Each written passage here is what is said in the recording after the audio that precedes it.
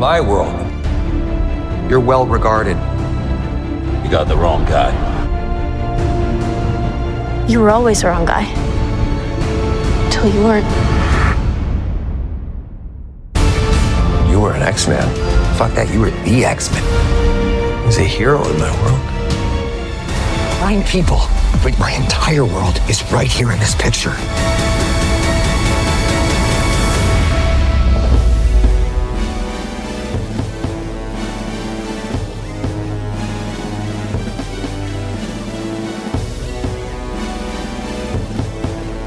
Hello and welcome to House of R. We are once again on opposite sides of the state, but together over a recording. I'm Joanna Robinson. That's Mallory Rubin. And we're here to do a big picture look at, but not big picture TM with Sean Fennessy and Amanda Dobbins, a large lens look at Deadpool and Wolverine several weeks later and the state of Marvel after San Diego Comic-Con D23. We're basically doing a big Marvel catch-up. We've not been able to engage. We were a little busy with Dragons. So here we are with a belated sort of Marvel catch-up. Deadpool and Wolverine is $1 billion movie. We thought maybe we should talk about it. Mallory, how you feeling? How you doing? We made an educated wish that this plan would work out. And look at all the little news hooks we got the last couple days and weeks. Wonderful stuff. I am feeling okay. You know, it's great to be with you. I miss you, but I'm also glad that you're in a place that brings you joy. And it's just nice to start my week seeing your face, seeing Steve's face, being back together even from afar. You know, what is distance really? It's all the void. So I'll find you no matter where you are. That's how I am. The void from Loki season 1, episode 5? Yeah. I wore a Loki shirt today. I was like, what shirt should I wear? I guess I do. Then I remembered, like, after I sat down that I actually have a TVA shirt. But who could be bothered to stand up and change? Not me. Sounds like too much effort. Okay, speaking of effort, we got a lot going on, of course, around the Ringerverse. It is a bye week for the Midnight Boys. Pew pew. Pew pew. Give them a little rest and relaxation after this crazy summer of content. Mallory and I are not resting. We are doing this, and also later this week we're doing a House of the Dragon book look ahead, plus awards, plus mailbag sort of thing. Season wrap. Yeah. Season wrap. Not ready to leave Westeros just yet. hobbitsanddragons@gmail.com. If you have thoughts and feelings about episode 9 that aired last night or anything else that you want to share with us, just kidding. We have a lot of emails, so don't stress yourself about sending emails into the mailbag. We have a lot of emails from you guys already, but if you're like, I have a take that no one's ever heard of, hobbitsanddragons@gmail.com. We'll also be doing, our fall hype meter. We'll be dropping next week. We're getting really excited for next week is a 1-week pod for us. Yes, because that's our getaway and relax week. And so we're getting ahead on the old hype meter, and then you won't be hearing from us for a few days, but then we'll be back. Rings of Power, which is upon us. My goodness, a return to Middle Earth. So excited. Can't wait. Just because the Midnight Boys are taking a little breather, it doesn't mean over the Ringerverse it's all quiet on the Western Front. Button Mash is doing Borderlands, everyone's favorite movie, video game adaptation. No, I'm really excited. It's a great crew. Rob Mahoney's who's going to be guessing on that pod was giving me some previews, some of his Borderlands takes. So I think you're want to tune in for Button Mash for that.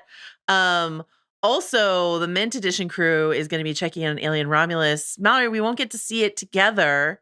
You've seen every Alien movie. Yeah. Are you going to be getting the Alien bucket? No, I don't think so. Too scary. Scary. What about the Beetlejuice bucket? Have you seen the Beetlejuice popcorn bucket? I think when I brought home the Dune popcorn bucket, which was to me an essential thing to have in my life, in my home, I did have to confront how I think I'm approaching the like how much spare shelf space do we have for merch point of my life. So if I get into it's not gonna stop me, to be clear, but I did have to confront like, is the popcorn bucket collecting a thing that I will embrace in full, or will I be more selective? I think I might be more selective. Part of the sad thing about not being at the front wave of Deadpool and Wolverine movie going, because we were riddled with COVID, and I'm sure you'll still hear some of the COVID brain fog rearing its head today, folks, as we work our way slowly back to full strength. You know, I didn't get that popcorn bucket, and that's a sad one because that one I wanted. I got to find that still. I feel like it's not too late for you, and we can find you a Deadpool and Wolverine bucket. But who knows? Because a lot of people went to go see this movie, and I'm sure plenty of them had some popcorn while they did so. Did they? Is this a popular film?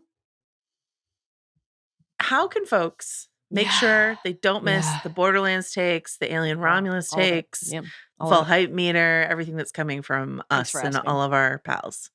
Here's what I'd recommend. I would recommend you follow the pods on Spotify or wherever you get your podcasts. Hit that button on House of R and Ringerverse. While you're at it, pop over to the Ringerverse YouTube channel and subscribe to that channel because you're going to get full video episodes of House of R and Midnight Boys on that channel. We are, not in the studio together, but has that stopped us from being on video? No. Are we both like, we need to figure out some stuff about our remote setups? Yes. Will this be a journey that you share with us in real time? It will. I was going to say, this is going to be like Mallory and I both have plans to redo our offices. I mean, me is really actually like due in the first place because I never unpacked in here. So you can watch us like slowly create a more watch the space regenerate behind us on our various video calls. And like, please share all of your supportive thoughts and opinions about our decor. Okay. Spoiler warning. Yeah. I didn't say follow the socials. Please. While you're at it, right? Check out the Ringerverse, Instagram, Twitter, TikTok, because while we were all together in person, what a rich and vibrant time that was to create social content. And guess what? Going to keep creating. You think Jomi is going to stop making social goodies for all of you because we're in different parts of the state? No. And as Joe noted, when talking about the House of the Dragon season wrap, the inbox is open, but keep the emails coming for everything. Start sending us your Rings of Power season 2 emails. Send us your hype meter emails. What are you looking forward to most in the fall, air quotes? Because no, this will not be the first hype meter where we follow the actual calendar when talking about a season. We're going to figure out what we want that season to be in a few days. Yeah. Probably late Thursday night. Send your emails about what you're looking forward to most in August, September, October, November, etc. Keep them coming. Okay, back to you. Back to you, Joanna. I would say Thursday mid-afternoon will be fine. Thanks, Mal. Okay, listen. Yeah. I'm so glad you've adopted my my newscaster transitions. Back to you. Back in the studio. Spoiler warning today. Deadpool and Wolverine. Guess what? It's been out for weeks. We're gonna spoil it. We've seen it. Yeah. You've probably seen it. We're gonna talk about the whole thing, everything that happens, every disgusting death, every winky fourth wall breaking joke, et cetera, is on the table today. Also, in terms of like the larger MCU, basically we're splitting this episode in half. We're gonna do half Deadpool and Wolverine. We're not doing a deep dive, mostly because like Deadpool and Wolverine is not asking for a deep dive. There's not a lot of meat on those like adamantium bones, it's just like, and because the film came out 3 weeks ago. I was gonna say that, and because the film came out 3 weeks ago, it's not and here we are. particularly fresh. So we're gonna do like a jaunty little half an episode trip through Deadpool and Wolverine. Vibes. And then we are gonna talk about MCU news out of Comic-Con and D23. And again, we're not gonna, in terms of spoilers, we're just gonna be talking about like sort of what's out there. We haven't seen any of this. We're not, spoiling any of it. We're just going to be talking about like news. Like we have not had chance on mic, I think, to talk about Robert Downey Jr. Correct. Coming back to the MCU. That's kind of a big thing that happened. We haven't, sure is. You haven't been graced with our opinions yet. So we're going to hit you with that in this episode. Let's get to the quick facts about Deadpool and Wolverine. This film was directed by Sean Levy and written by Deep Breath, Ryan Reynolds, Rhett Reese, Paul Wernick, Zeb Wells, and Sean Levy. Probably all of them breaking some rule or other of the WGA strike, if we're being honest. This is a zippy 128 minutes, and it made over $1 billion. That's $1 billion with a B dollars in the last few weeks. It's a lot of money. It's a lot of money. Where do you think this is going to net out, box office wise? I don't know. What was your so we both saw it this weekend. Yeah. What was your theater like on it? You went Saturday morning. Is that right? Saturday mid-morning. My theater was empty, but that was by design. I was like, I sort of looked at showtimes and seat grids looking for as few people as possible. I'm back into my, I was incredibly sick for a really long time, and I'm trying to avoid contact with a ton of other people as best I can. This is just where I am now. How about you? What was your crowd like? I would say the 5 other people in the theater seemed to be having a great time, though. Oh yeah, I had about like 10 other people in the theater, I would say. We were all having a pretty good time. I am sad that we didn't get to see this in a packed theater with like a huge crowd that were sort of all in. I think that would have been really fun.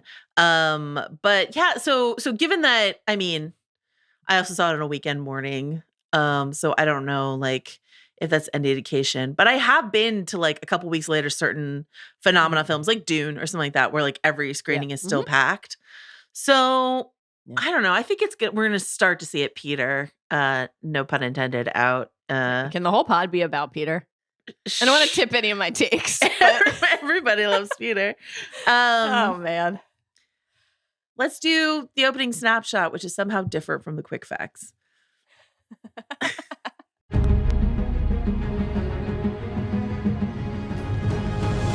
As we just mentioned, this film made over $1 billion as of this recording. Quick facts about that. It is the first superhero movie to cross $1 billion since Sony and Marvel's Spider-Man No Way Home 2.5 years ago. And the first Marvel Disney MCU movie to make $1 billion since Avengers Endgame in 2019. Sheesh. Wild. That is wild.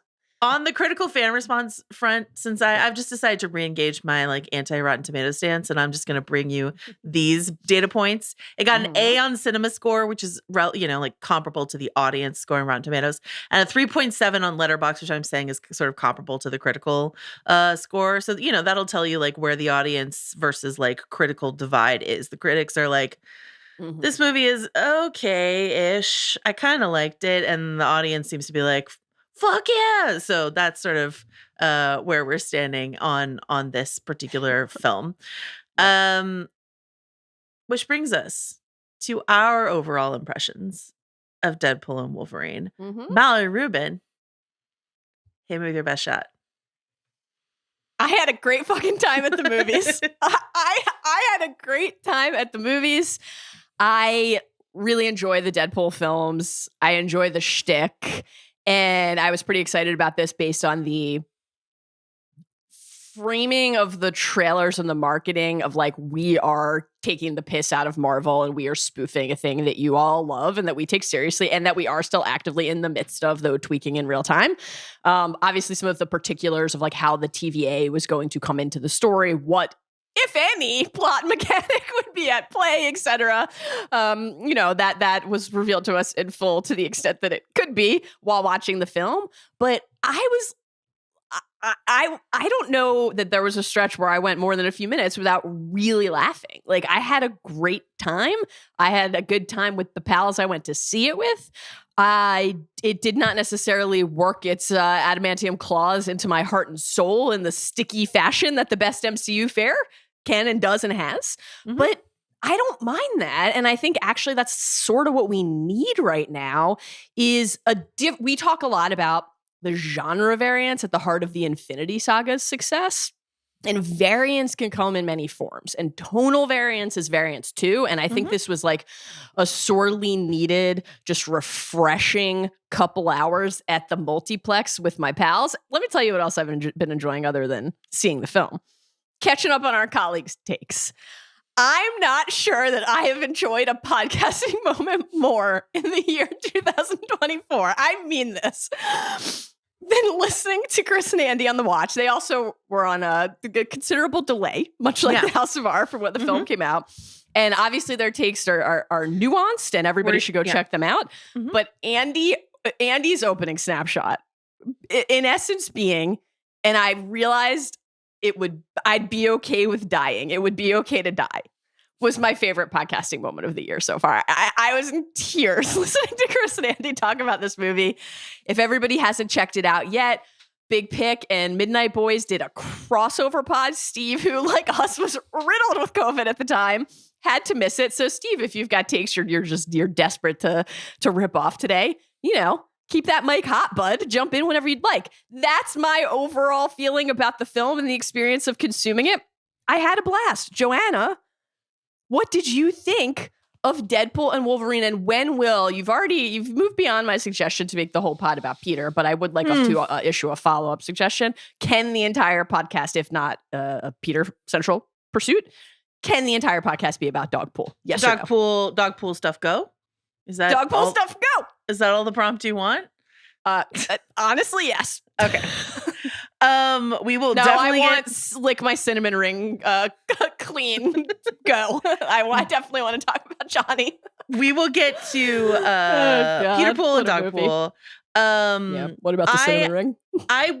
You and I, it's so funny. You and I had a text exchange where I was like, hey, I had a fun time at the movies. You're like, me too, same. I think our fun time at the movies were like slightly different. I'm not quite as high as you are on the film, though I'm delighted you had such a good time. I still would describe it as I had a fun time at the movies. Yeah. My expectations. I definitely have notes, but I had a fun time. My expectations were like pretty low based on like what a lot of our colleagues thought.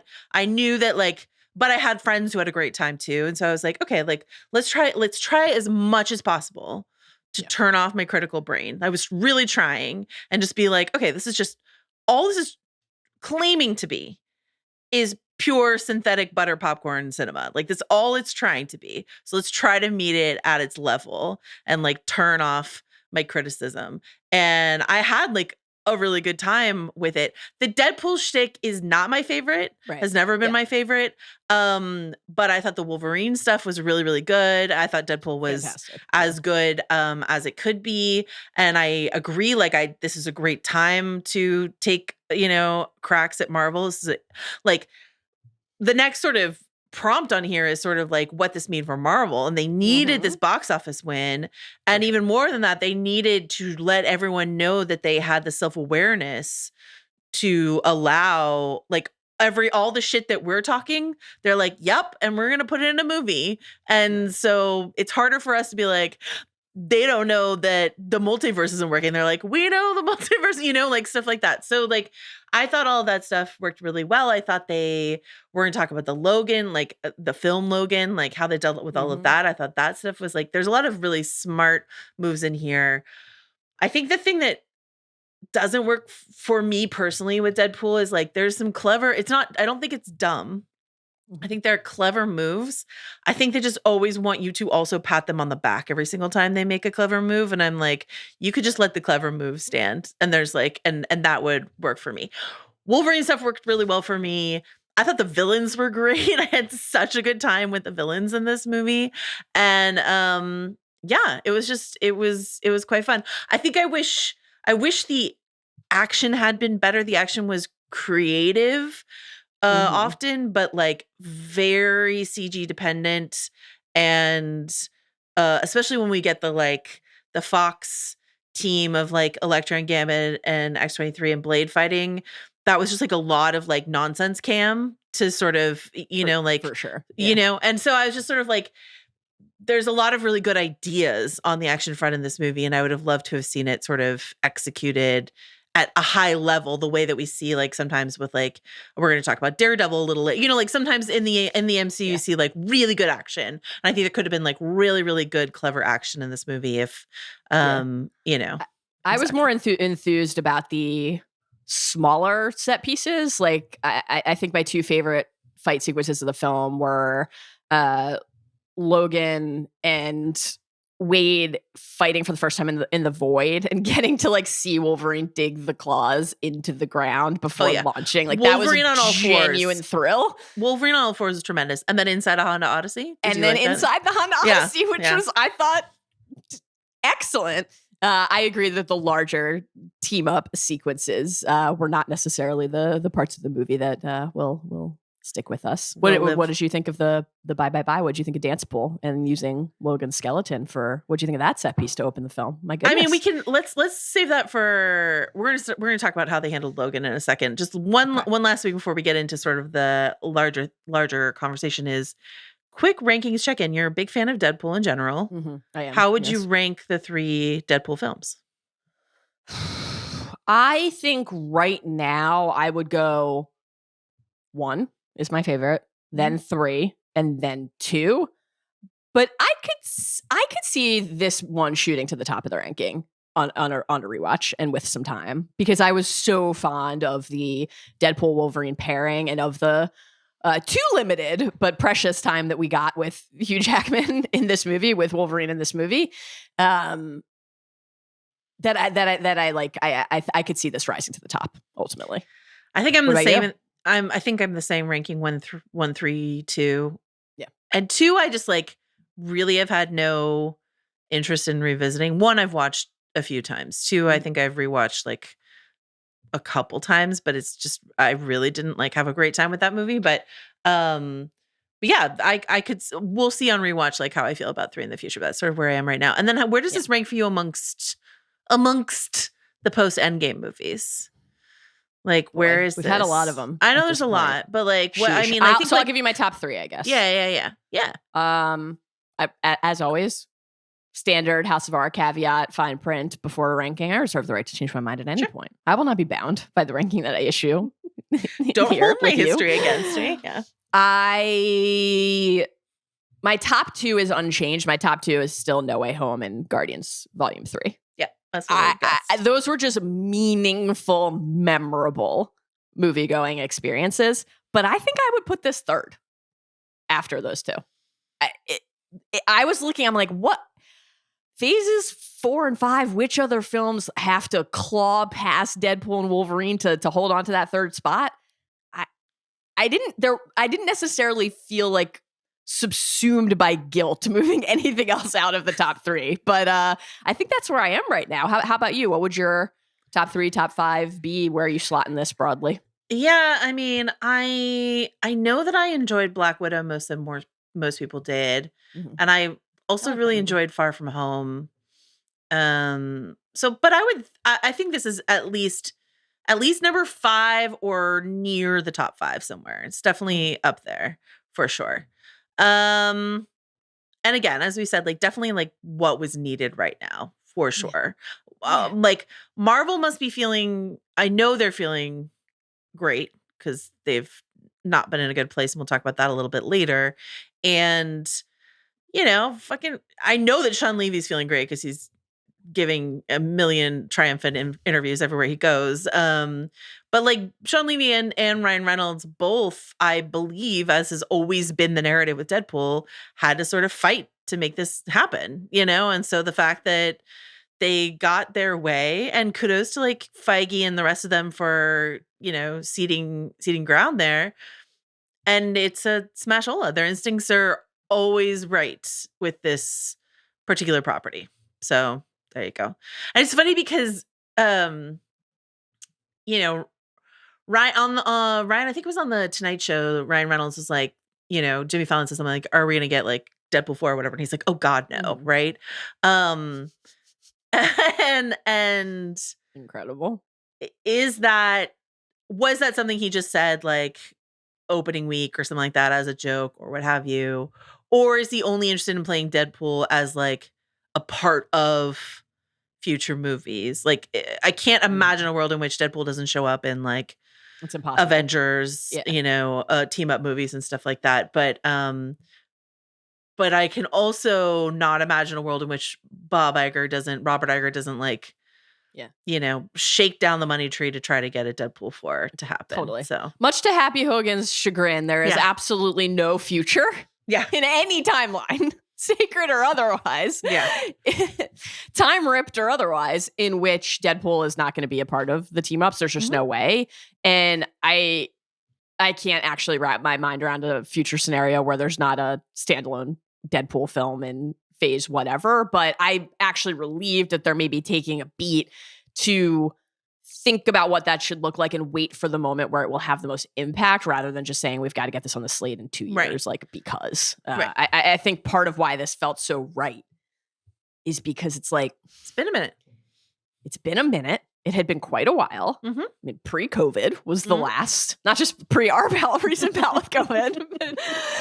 And, this felt like you can't always anticipate or choose these spots, but there's something about the nature of Deadpool, the character, the Merc, like the Merc, the mouth, the lampooning, whatever is like the text of the moment, the fourth the fourth wall breaking, all of it, where this just felt like such an effective balm for this like collective moment of Marvel angst, even though all of the many of the we'll talk about this. Do all of the questions remain? Have any of them been answered, or like do we look at any of them in a slightly different way after watching this film, or not? Is this like a, you know, you've captured something amazing in the 2 hours and 8 minutes of this film, and then we still have to figure out how to do it elsewhere? I think that'll be one of the interesting things when we move from discussing the movie into this larger question and looking at the slate to come. But like, I don't know, this just felt like you have a hard year, right? Your work sucks. You're busy. You're tired.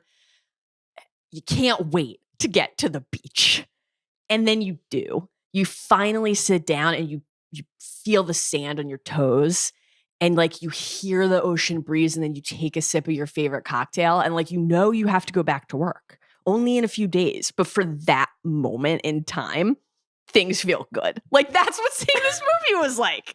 And that definitely is not me as a person who's finally going to the beach in a few days, like, projecting anything else. Works great. I was like, Mallory's already just so tired. Oh, with her family on a beachy locale somewhere. Okay. You guys are my family. That was we're one of the lessons of this movie. We're going to call this next section the Meta MCU Fix Fest. Love it. Love it. We're going to just talk about this a little bit, and then we're going to go like character by character. And again, this is like a shallow little zippy tour through Deadpool and Wolverine. But I want to start with how they dealt with the shadow. It's the baby blade, right? Like- yes, baby blade. Start with how they dealt with the shadow of the film Logan over this movie, because I am one of those people, when they announced this movie, that I was like, no, dude. I was like, Wolverine got the perfect send-off. It was so good. Hugh Jackman ate a celebratory bowl of pasta on a late night show. He was so excited to be done with the abs. And then, I don't know, I guess he did Greatest Showman and Music Man, and it just wasn't scratching the itch for him, or they, you know, backed up too large of a money truck or whatever it is. He's like, I got to go back. And so I was like, I think that's, I mean, I knew this movie was going to be popular. I knew it was going to make $1 million. That was just always going to be the case. I didn't know it was going to be as popular as it is. And certainly Hugh Jackman has to be feeling like he definitely made the right decision. I was like, on his behalf, I was like, let this man rest. But he's like, I'm uninterested in that. Okay, that's your choice. Okay, for those of us who love the film Logan and love that beautiful, poignant goodbye, because we're going to talk about Robert Downey Jr. coming back to the MCU a little later on, and how like things need to end sometimes. But the way they dealt with it in the movie was so good, because I was just really appreciative of they grudgingly got me when he was decimating the TVA with the literal skeleton of Logan dug out of the grave from the end of the film Logan. That was like brilliant and funny and great, and I'm like, they get it. It's like they're really dealing with it. What really icing on the cake for me though was when they showed the clip from Logan inside the TVA, and everyone inside the TVA just stopped with gooey eyeballs and looked at it. Yeah. And even Paradox was just sort of like transported by the end of Logan. I thought that was just like a really, really clever way. And I mean, like the way the fourth wall break of like the way in which Wade, Ryan, Deadpool will occasionally like blur Logan with Hugh Jackman, you know, like as if they're the same person. All of that just like really worked well for me. So yeah, what did you want to say? Oh, and I want to your earlier question about like the bye sequence. I saw this like really sweet TikTok I should have sent you of the guy who was the dance double for Joe. Guess did you where see I it? saw it? Oh, on Instagram Reels? On Instagram Reels. Yeah, I actually watched it multiple times. I was like completely riveted. Yeah. It was so good. So like, hate to shatter the illusion for folks, but that was not Ryan Reynolds in the suit dancing to Bye Bye Bye. But this like young like dancer guy like got a message from his agent like, you have to put the Bye Bye. You have to learn the Bye Bye Bye dance and put it on tape for this mystery project. You have to do it right now. So it's like a little time lapse of him like learning and fucking up the dance and learning it. In his caption, he's like, am I wearing red and black because I got a hint about what this might be? Maybe. But he's just like, it's such a charming video. So I was thinking a lot about him while I was watching the dance. I thought it was really charming. How about you? That's another thing just broadly about the experience of seeing this movie on delay, which is not our custom plan for how we consume Marvel movies, where, you know, we're obviously usually potting about them immediately. I am always so anxious about spoilers. Like, I just want to go in and consume something in the pure, unvarnished way that it was intended to be presented to me first, which is obviously a challenge in life on the internet. But I think because we were so sick when this movie dropped and it was just really clear we would not be seeing it like anytime soon. Yeah. I just kind of like embraced a chill, peaceful attitude toward like the inevitability of seeing spoilers. I did have this kind of funny experience where like, I would just be on Twitter and like scrolling through and I would see something and I actually wouldn't know if it was like really from the movie or a bit. You're like, is Blade actually in this movie? Or did they Photoshop Wesley in? Yeah, I'm like, I can't tell if these are like memes and jokes or really clips from the movie. So that was kind of a surreal and funny thing. But in terms of Logan, I'm in very much the same place with it that you are. Like, that's one of my 3 favorite superhero movies ever. I think it's just a masterpiece. And so I was concerned in terms of the very particular impact and legacy of that film and our time with that character, but also more broadly, like what this impulse, which again, as you noted, we'll talk about more with Dr. Doom later today, like what this impulse to always go back to the past represents for where we are creatively in this massive pursuit. And I was like, on the one hand, as a fan of the X-Men and as a fan of Wolverine and a fan of Hugh Jackman's rendering of Wolverine, of course, like excited, but also a little bit nervous. And one of the, and I had a great time in the movies, but one of the like things that was pulling on me a little bit watching it, this is maybe less so with Wolverine, just because like our time with Hugh Jackman as Wolverine is just this precious thing. And it actually did feel like genuinely a gift to get to like spend a couple more hours with him. Ultimately, all of my concerns were just pushed to the side and I was like, bliss. This thing was pulling on me throughout, given how many characters returned, where I was like, I feel a little bad for all of the people who are about to bring the next iteration of these characters to life. Like, there was a little bit of that for me, and it kind of varied character to character, franchise to franchise, but that was like on my mind a little bit. Like, if you're never closing the door and saying goodbye, there's something nice about knowing that you can have these little moments where you return to a thing that you loved, but also like if then you're a part of this new wave of like a reboot or a refresh, you feel that maybe extra pressure of like knowing somebody just got more time with character X, performer Y, and they're like, I loved this thing. So especially given that this ended with Logan sitting at the table, it's like whoever plays Wolverine next, they can't escape the fact that Hugh Jackman could just be Wolverine. I mean, the play him till you're 90 thing is like the definitely will be Wolverine recurring joke again in the movie. Absolutely, he's coming back. Yeah, no. I felt that, you know, when I felt that way was I am on record as like loving X-Men First Class, and then they did Days of Future Past, and I was like, you just had this really cool refresh, restart with these characters that I really liked. And then you had to like, people love Days of Future Past. And I'm not here to yuck their yum, but that was like very much a like, you brought in the legacy actors to your new cast who just got here. Like, give them a chance to be their own thing. So yeah, it's interesting. Yeah. I think just on the grave and, taking up the literal skeleton of our memories of a thing that we loved.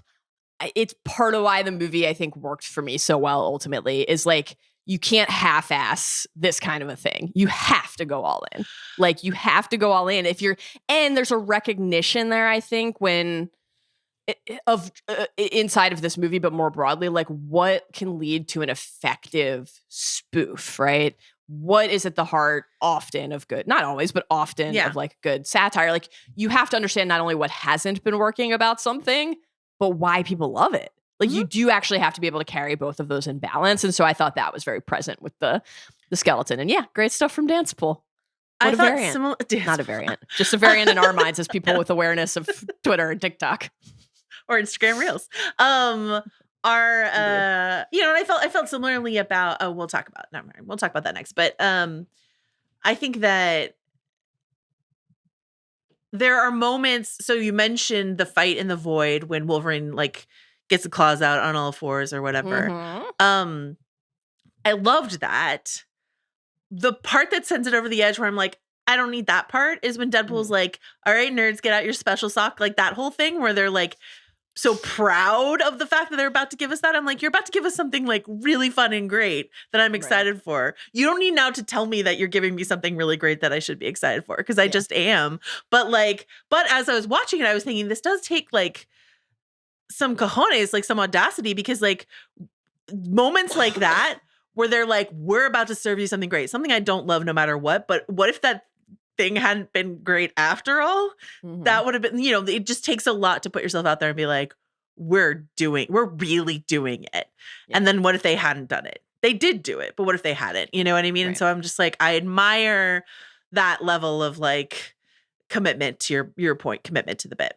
Happy Hogan in the 2018 Avengers. Okay, so we attempt to give Wolverine and Deadpool parallel poignant storylines that like lead up to the like a virgin hand clasping moment of like, we're going to be big damn heroes, even though our backstory says we're not allowed to be.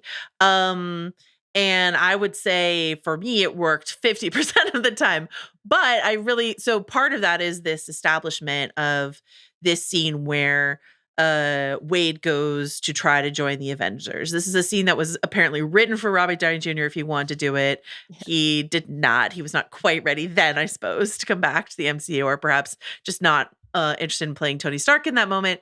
But it was adapted for Favreau. They were ready to adapt it for Favreau as Happy Hogan.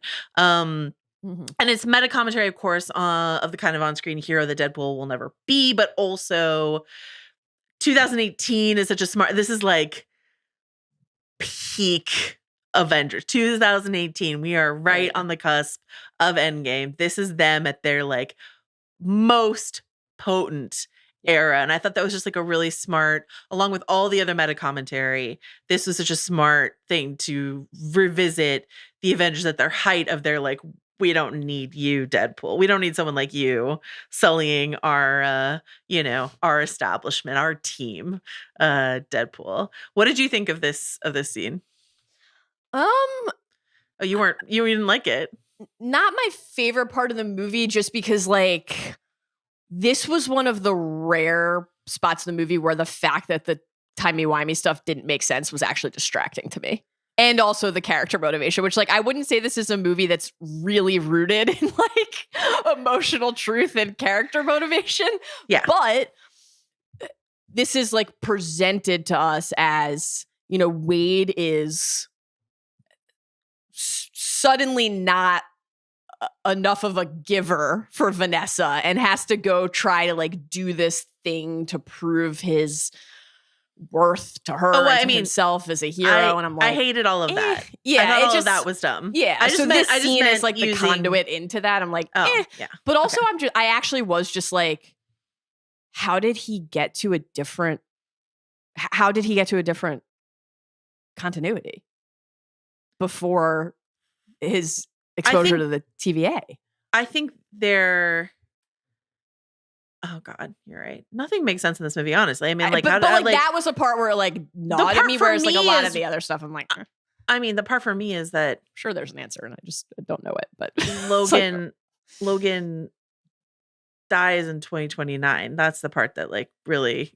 This is a strange one. Cooks my noodle. You know what I mean? Like, Logan died in 2029. Okay. Anyway, right. Some time's got to pass for that skeleton to be in that state. Yeah, and so like I don't mind if he has traveled forward in time through the time door. Yep. But the TVA pulling him out in the first place feels like it means that Logan has already died, and Logan doesn't die until 2029. Anyway, again, the TVA is simply ignoring the rules of the multiverse. This is sort of like what we're dealing with here. And again, this is just like, turn off your critical brain, turn off your logic brain is what Deadpool is imploring of you.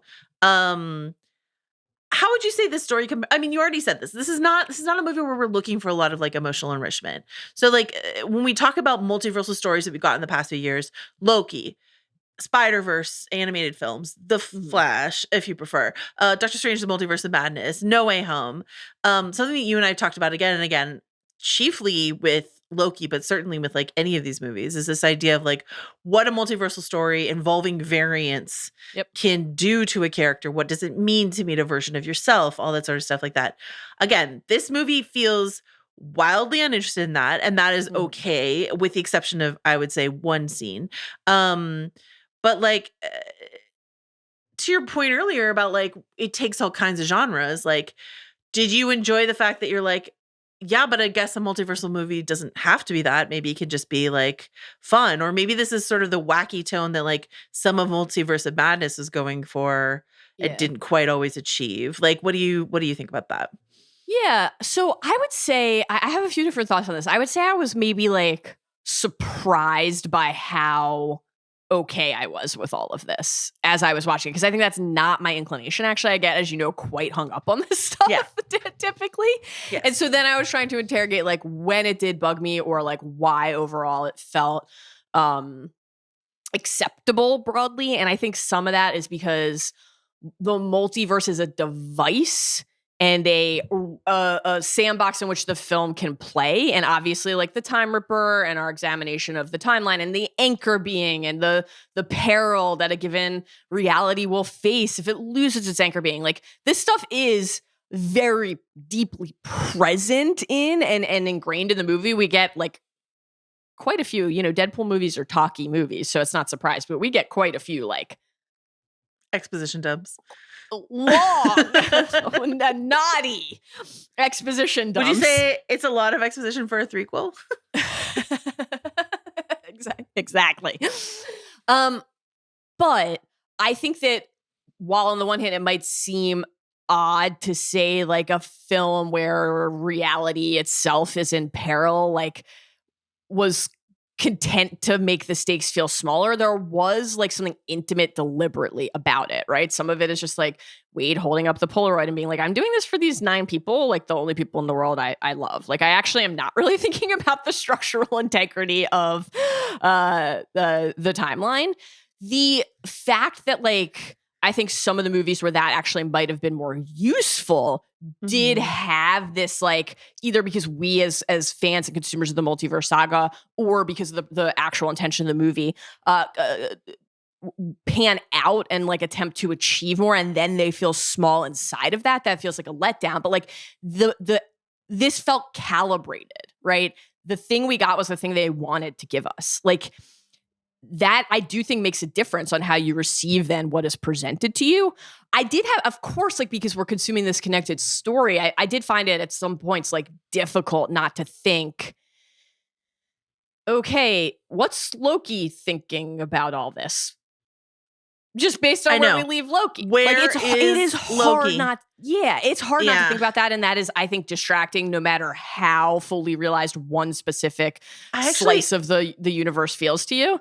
Do you know, I actually think it was, and as much as I love her, a little bit of a mistake to put B-15 in here. Because like, as the, other than the sort of visual aesthetic of the TVA, the like main connection between Loki, I mean, Alioth and the Void and all that sort of stuff too. Yeah. But like, in terms of you're like, right that B-15 cements, this is after we shook up our corporate structure. Yeah, and we so know that Loki's sitting on a time throne right now. You know what I mean? Like, so that part of it was like, that's tough. And I think that's just like one of the things that the movie can't solve for Marvel. That is where we are. And you can make fun of the multiverse and say that the films aren't working all you want. It doesn't change the fact that like Loki's going to be in our mind when we're watching this and when we're watching stories to come. Something like the Deadpool core, like how that's deployed in the film, it gives me, I laugh. I'm like, holy fuck, that's a lot of blood on the inside of the bus windows. Astonishing. Yeah. It gives me none of the thing you identified that like I think we gravitate toward in a multiverse story. Like, what is Wade learning really from those encounters? Nothing from nice pool. Nothing from, got spots. I can't wait to talk about Nice Pool. I'm assuming Nice Pool will come up in Wig Watch TM with Joanna Robinson TM. And Actually, I can't wait. Frankly, yes. I can't wait. Great. I can't wait, and I'm comforted to know that that's coming. I do think we got some of that. What can confronting your variants, or what can showing us your variants tell us about your character? We did get that from Logan, I thought. Exactly. And like that was much more effective. So to have a little bit of that thematic richness inside of the Bloodbath That's what I'm saying show is like, I think without Logan, this movie works like far less for me. But like, Logan giving us and Laura really giving us like that richness was really well earned. I will just shout out this one thing again. I'm actually hoping that the response to this movie, similar to sort of like how the time travel doesn't necessarily like really make sense in Avengers Endgame, and especially like when some of the time shenanigans you have like the director saying one thing and the writer saying one thing and there not being consensus. Yeah. I think a lesson from this movie is sort of like, if it's entertaining enough or emotional enough or whatever, don't worry about it. Don't worry about it. The Polaroid of his, found family, it's a classic Back to the Future technique, which is of course one of Kevin Feige's favorite movies of all time. But like, but yeah, here's what Reed Richards says in Doctor Strange. He says, quote, "The larger the footprint you leave behind, the greater the risk of an incursion." I would say that this movie has trampled all over a certain timeline in terms of like bringing Laura and Logan into a timeline where theoretically there's another Laura and Logan running around somewhere, like all sorts of stuff. And you just have to like actively not think about that, or else you're not going to have a fun finding time at the movies, right? Or an incursion is imminent upon this timeline. Let's talk about Wolverine. Let's do it. I will say, we're going to talk about the variants really quickly. I just want to skip ahead. We already teased this. I will just say that I have this in the notes down in like the Laura section, but I think my favorite moment of the whole movie, the only time that the movie, other than the closing montage, which did get to me in a sort of like, I lived this kind of way, was the Laura Logan pre-battle conversation. And that's the moment you alluded to where like X-23 isn't a variant, but like, ish. But her talking about a variant of the Wolverine that we're meeting here, she's like, this is what my Logan was like. He was always the wrong kind of guy until he wasn't, Yeah. That got to me, man. And Daphne Keane is so good. So that was my favorite Wolverine based moment of the movie. Same for you? Okay. Yeah, I loved that. I thought it was great. And again, it feels like important to spend some time recognizing what our attachment to the thing is in the first place before there are a lot of other scenes in the movie making fun of it, or that at least exists and have the oxygen to exist because at some point something has gone wrong elsewhere. Like, to allow that variant of Logan, who we find in this like shattered, hopeless place, to like latch on to some belief that he can do something of consequence, that he can help. Actually, you're not going to be able to go back and like save the people you love and like fix that. That happened. And like, I liked the moment elsewhere in the film where it's like, if we did that, then you wouldn't be the person who just did this thing. And let me just contradict myself and say, thank you for being there, B15. You had a great moment when he said that. That was good. Also, B15 and Peter, like, I ship it and I'm here for it. Great. So that was just wonderful too. Yeah. And so we did have those emotional moments of impact. And the fireside chat, I really loved. Anything you want? Any one of the variants you want to shout out? I imagine. I mean, Henry Cavill. Again, this is all stuff that like I knew was coming, but I had a great time with. So I laughed. The shot at DC, like, it was funny. Yeah. When he reloaded his arms the same way that Henry Cavill does in the Mission Impossible movies in order to get his claws out. Great. No complaints. Very good. Old Man Logan, Patch, Age of Apocalypse, all kinds of great stuff. I did not think that in the sort of like void space inside the void space inside of Logan's head, the field with the fog and the pylons, I did not think that tragic backstory made a ton of sense to me. But it actually almost didn't matter because I found Emma Corrin in that moment so mesmerizing that like I wasn't that bothered by it. I feel similarly. Okay. Wade Wilson, aka Deadpool. What is your favorite Wade Wilson moment of the Oh my god. I mean, it's impossible to pick. There's just like Ryan Reynolds as Deadpool kills me. It really does. I'm such an easy mark for it. I just find it so funny. I think that like the stuff that we had seen in the trailers, you know, the pegging joke, like it's not new for me, but it is new for Disney. The recurring cocaine bit, all of that stuff. I found, even though I'd seen it in the trailers, just hysterical in the movie. You know, I certainly loved everything with our Deadpool and Dogpool. That was special. That was great. It was really great. really loved Dogpool. Did you have a favorite moment? His little like claps, knees together claps at the end when like Dogpool shows back up right at the end when they're eating shawarma. Tremendous. Great stuff. You know, and on the less jokey but more kind of like emotionally charged front, I will say, despite everything that I've said to this point about how Wade's motivations may not really like heighten the experience of watching the film, I'm always a sucker for you think I'm going to let you be the one to do it, but then I'm going to go do it moment. Always a sucker for it. And even though there was nothing surprising about it, it's like, of course, that's what's about to happen. It's odd though, because it was slightly better done than a moment that you and I loved and wept over, which was the Loki long walk at the end. Because do you remember when that happened? Yes. And I was like, why aren't Mobius and Sylvie like trying harder to get to him? And here you have Logan like beating the door down. Yeah. It was great. Yeah. It's great. All right. The villains, Paradox and Cassandra Nova and Eliath from Loki season 1, episode 5. This is like genuinely top tier stuff for me. I've seen a lot of criticisms of the villains in this movie, and I genuinely just don't get it. I think Emma Corrin is having so much fun. I thought the design was like the finger skull fucking design. I'd knocked the CG before.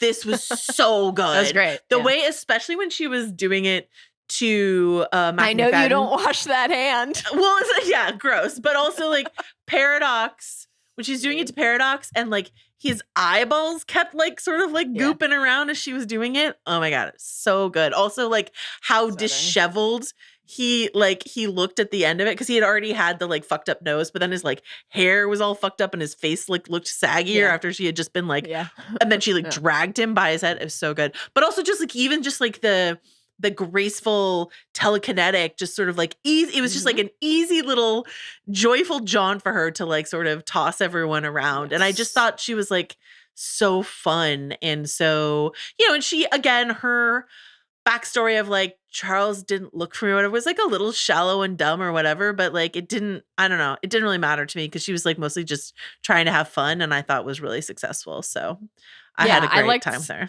I liked our time with Cassandra quite a bit. You know, we were looking forward to our first R-rated Marvel movie. And obviously, Deadpool does a lot directly to follow through on that rating. But so does Cassandra. I mean, Cassandra just zipping the skin off of Johnny Storm. What a moment. Just slurping it up. Yeah. I think you're right. Like the speed and ease with which Cassandra used her powers. It's like that visual shorthand in a movie where you just understand the magnitude of somebody's ability because it's so easy for them to beat everybody around them and to have the upper hand.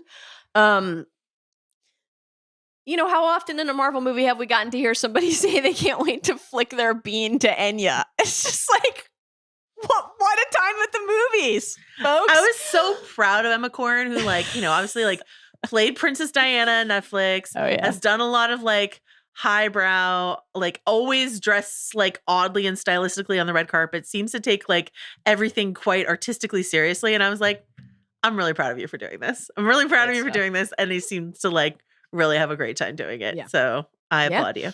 I hope that we get Cassandra back. Obviously things did not end well for this Cassandra, but Cassandra back in another film, because this is a fascinating character, and a character who, since the Grant Morrison early 2000s 2001 introduction, comic fans have really loved and been really interested in. So fun to have Cassandra in the mix. Looking forward to more.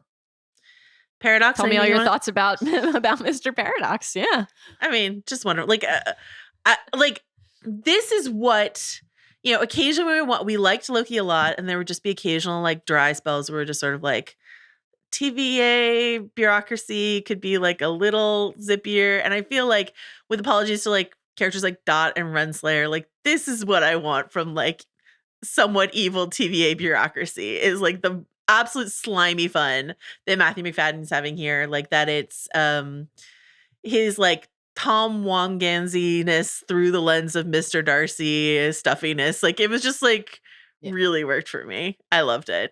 How about you? I enjoy every moment that we get to watch him perform on screen.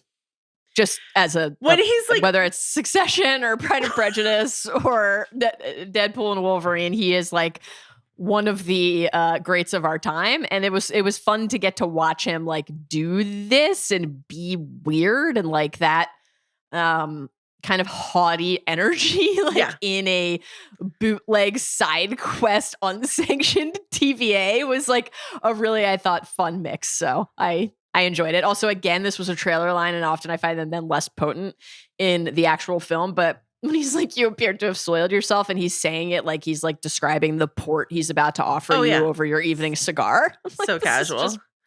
Also, great. The speech he gives at the end where he's like pretending to care about Deadpool and Wolverine sacrificing themselves, and then they like come back around and he just goes, "Fuck!" Like his delivery of that "fuck" is so good. I had a great time with him. Also, I should say, like, I first met him before he played Darcy. Before he was in MI5 or Spooks if you're British, and so like to see him like take that character, this like beloved spy craft leader, and then just sort of do this instead was wonderful. Okay. The section I'm calling the Fox Force 5, even though obviously that's not exactly what we're talking about here, but I thought it was funny because there's 5 of them and we're talking about Fox. So let's start with Johnny Storm. I want to give this over to you, Mallory Rubin, to talk to me about what this meant for you. I have no notes. Yeah. I have no notes. Again, there was a part of me that's like, not to have like seen this in the theater without knowing it was coming, do you mean? Or well, no, I didn't mind that I got any of this spoiled for me on Twitter. Ultimately, I made my peace with it and it was okay. It probably would have, I would have like gasped aloud, I guess, when the cloak came off and we realized that it was a Johnny, not Cap, but still landed, still great. I thought the stinger going to again, full commitment to the bit and to letting Chris Evans say some of the filthiest stuff that we will ever hear in the MCU, when we all expect him to like be language Steve Rogers on the language guy, like, was just a real treat. I had started to kind of like form my opinions on, now obviously like Chris Evans played Johnny Storm in Fantastic Four. I was like, that happened. So it's not the same as Marvel hiring Robert Downey Jr. to play Doom. It's like objectively not the same thing. But I had sort of like been processing the Downey Doom news before obviously seeing this movie. And now I'm like, has this had any bearing on how I feel about that or not? I'm trying to kind of like noodle on that. But in general, I thought this was a riot. I really enjoyed it. I feel while these prior Fantastic Four movies are not beloved, I have like a little bit of a pang for Joseph Quinn, who's just like about to bring a new Johnny to screen, and everybody's going to be talking about how fun it was to see Chris Evans as Human Torch for a few minutes in this movie. The like proximity of that, I think, feels like a little bit of a bummer, but you know what? People seem fucking hyped about First Steps, about the new Fantastic Four movie. So I don't know that anything's going to abate or could abate our enthusiasm for that. And what a time. What about you? Any Johnny takes? Any Chris Evans takes? Any thoughts on no time for that? Chris Evans talk about Cinnamon Rings? Back to the studio to me to talk about the most Remy important member. the Fox Force 5, which is Remy fucking LeBeau. All right, this was, yes, I already knew this was coming when I saw the movie, but like, I was in Hall H when they announced Channing's movie, like years ago. It has been, if you've listened to any of our X-Men 97 animated TV show conversations, you know how much Gambit means to me. It was been the devastation of my lifetime that we never got Channing. Well, have not yet gotten Channing Tatum's street level New Orleans adventure flick. I thought the running commentary on his accent, the sling blade joke, the Minions joke, the dialect coach joke killed me. I thought the moment where I think it's Jen Garner's Electro was like, or maybe it was Blade, like, talking about all the people they saved. And then he goes, or wanted to save because he never got his own movie. Sad. I thought the cards and the staff actually looked pretty cool in live action combat. Yeah. The staff we like mostly saw from a distance, I think wisely. So, comparing him to Hawkeye, how dare. Great moment. But he shows up in the post credits in the background of the TVA, seemingly returning to his own timeline. And something about the way that Channing Tatum has talked about it. I was watching an interview where he was talking about, he was like, a lot of people over the years have tried to help someone caught him on the red carpet for his other film that's out right now, which is called Blink, maybe, I think. Right. They were interviewing him and asking him about it. And he was like, many people have tried over the years to like help me, like essentially like get this Gambit film made. And he's like, Ryan advocated for me being in the movie. And I think Ryan, like, I think the implication was that the conversation they had was like, this is maybe a way to actually, like, if this movie hits and your character hits, then the MCU might make the Gambit movie that, like, we all deserve, that you've been trying to get made for a million years at Fox, et cetera, et cetera. I would be thrilled. I thought he was fantastic Really good. as Gambit. I thought he was wonderful. I loved it. I thought of you the whole time. Every second that he was on screen, I thought of you. Thank you. All right, we already talked about Laura, but I just thought Daphne. It's a Daphne summer. Team Jackie, Man, great, crushing it. fan of her. I got emotional seeing her when she put her sunglasses on, and then I got emotional seeing that, honestly, and then seeing them again on her little face in the like behind the scenes footage montage at the end. Yeah, I don't know, that kind of killed me. Yeah. I thought the best joke, honestly, the joke that made me laugh the loudest and the longest of the whole movie was Jennifer Garner's Ben Affleck joke. It's fine. I laughed Very funny. so much. It's fine. I thought it was so good. Really great. And I also thought her boots and also Cassandra's boots were excellent. They gave them like slight wedges, so they're not in like heeled boots that like don't make a ton of sense for action, but they are like slightly wedged, so they are like stylish at the same time. Thought it was a great compromise. I loved it. Blade, what do you want to say about Blade? I enjoyed kind of all of these larger than cameos, smaller than full roles deployments. Like obviously it's fun to see Wesley Snipes as Blade. There have been some lengthy discussions on other pods on the Ringer podcast network about, trying to parse the and I'll be the only Blade, joke, and like whether that felt like really alarming given the development hell and the saga that the new Blade franchise with Mahershala has been in for so long. I guess like because we do get the lingering look, the turn to the camera from Deadpool, it's like it felt like of a piece to me with all of the other jokes at the MCU's expense in the film, but it seems like some people felt that like rose to a different caliber of like maybe pointing to something like really being done and whether that felt fucked up. But I did not feel that way about it. I mean, I don't think they would make an announcement about that project not happening via a line in Deadpool and Wolverine. I thought of it more. I was interested, like, who is responsible for that line, and I did find this interview with Sean Levy where he said it was scripted. Wesley thought it was hysterical. We tried a bunch of reactions from Deadpool, but ultimately went with that eyebrow raised Deadpool fourth wall breaking look. Yep. And to me, it just felt like, what's taking you so long, Marvel? Like, where's our Blade movie? Was more my read on it. Same. Even though, yes, we do have some alarming ish Blade news, same as it ever was in our little sort of MCU rundown that we're going to do in a second. Anything else you want to say? Do you want to talk about Dogpool more than we already have? Have I given you enough No, I just opportunity? thought Dogpool was an instant icon, and I look forward to seeing Dogpool again. That's my take on Dogpool. Thanks for asking. Yeah. Did you have a favorite variant? Was it Dogpool? I think why not Ryan Reynolds put his whole family in this movie? I think that's fun and fine. I thought McConaughey playing the cowboy Deadpool was fun. I thought Headpool was fun. Like, yeah, I thought I had great time. Let's do quick rapid fire awards before we go into our MCU look. As you mentioned, Wig Watch TM with Joanna Robinson. TM goes to Nice Pool. Yeah, for sure. I mean, phenomenal stuff.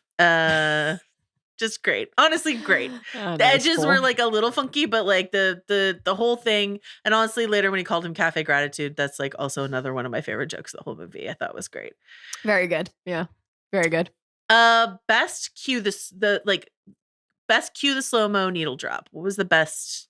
To me, this wasn't close. Like a Prayer was an instantly iconic movie moment, wasn't it? That wasn't the mine. Slow strut. But loved it. It's a very good one. Yeah, loved it. I think for me it was, and maybe this is like my musical heart talking, but You're the One That I Want from Grease playing during the Honda Odyssey fight was really good. And what I really liked was, they were like smashing up against the radio for a second, and you get like a half second Greatest Showman intro cue as like for the Hugh Jackman heads, like a little are we gonna do this to the Greatest Showman? No, we're gonna do it to Grease, but I had a really good time with that. Van Wilder, the best joke. What was the best joke for you? I already mentioned that I really loved the recurring cocaine joke about Feige, and I did quite enjoy the begging joke. But since I've already talked about them, and since we talked about the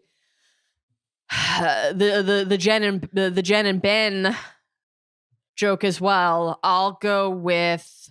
You know what I loved? I love a boner joke, and I really liked the 206 bones in the human body. Unless I'm watching Gossip Girl. That was really funny. That's my pick. How about you? Yeah, I feel like I'm cheating because I did blow it by saying the Jen and Ben joke was my favorite, and it was. You can still pick it. I think I still have to pick that. Yeah, I really do. Especially Sean Levy was saying that like, someone asked him about the divorce people joke, because there's like the one about Hugh Jackman letting himself go after the divorce too, that's in the movie. And he's like, we ran all the divorce jokes past the people. Like no divorce jokes got in there without, he was like, no, we didn't ask Ben about the divorce joke, but we did have to ask him like to use the Daredevil footage that we used at the end of the movie in the montage. So we did talk to Ben, not about that joke though. So I'm just sort of like, I don't know. Jen Garner, you are forever an icon, and I love you forever. All right, we're bringing it back. I don't know why. Secret Scroll Watch. I thought we were done with this. This was a shock to see in the outline. I just thought it would be fun if there were a secret scroll in this movie. Who would it be? I think it has to be Peter. Oh. The way that he is able to insert himself into so many different situations and is beloved and earns trust and exposure. I'm going Peter. Okay. Yeah. I'm not going like somebody in a position of power or authority. Just going Peter. No. There for the hang. That's when you really get the good stuff. That's when you get the dirt. Yeah. What about you? I'm going with, and I'm sorry I did not look up his name, the TVA employee who has eyes only for Deadpool. Great stuff. That was very I'm sorry he lost his amusing. mug to a time door incident, but here we are. Man. Oh, I'm sorry. I forgot the part where like Cassandra just pulled a sling ring out of her pocket. Yeah. She's like, here we go. Would have preferred we stuck with the temp pads. Getting the sling ring into the mix was a lot. That was a lot. All right. That brings us to this easy breezy tour we're going to do through recent MCU news. We're not going to like break down trailers frame by frame, particularly because we were not at Comic-Con or D23 and did not see them. Again, vibes only today. But elsewhere in the MCU, we should say So, just to set the stage for really quickly before we get to this Downey moment, which is where we're going to start, obviously. Bob Iger has started to say on earnings calls, like very plainly, like, quote, we lost some focus. We're pulling it back. Like the pandemic hit, we were leaning into a huge increase in how much we were making. And he said, I've always felt that quantity can be actually a negative when it comes to quality. And I think that's exactly what happened, as if he himself wasn't the one who set the mandate for Disney Plus. Incredible retconning from Bob Iger, as if he's not the one who said, turn on all the content tabs, we're doing Disney Plus. That's okay. So we're pulling back. So as we look at the schedule going forward, we're seeing far fewer releases. Right. The studio had 33 major releases put out in 2023 alone across all facets of their subsidiaries. That is a lot. Insane. Yeah. So all that's to say, the Disney stock is down. Iger is admitting fault on earnings calls. Times are tough. It's not just like, fanboys are grumbling on the internet. This is affecting the bottom line. Then we get Downey and the Russos reassembling at San Diego Comic-Con. The Russos, who swore they were done with the MCU, will be back for 2 Avengers movies. And Robert Downey Jr., who swore he was done with the MCU, will be back to play Doom. Here's a couple questions. And then back over to you in the studio, Mallory. Will he be Victor, or a Tony Stark variant who through one life-altering circumstance or another developed into the supervillain Dr. Doom? Yeah.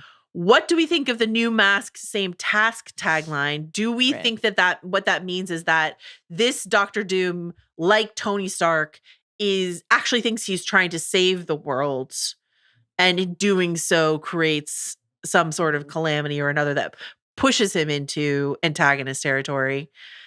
And how do we feel about Downey returning to do this versus how we would feel if they undo Tony's death in Avengers Endgame? Somehow Tony Stark returned. That Tony Stark Prime, shall we call him? So Mallory, Rubin, Robert Downey Jr., go.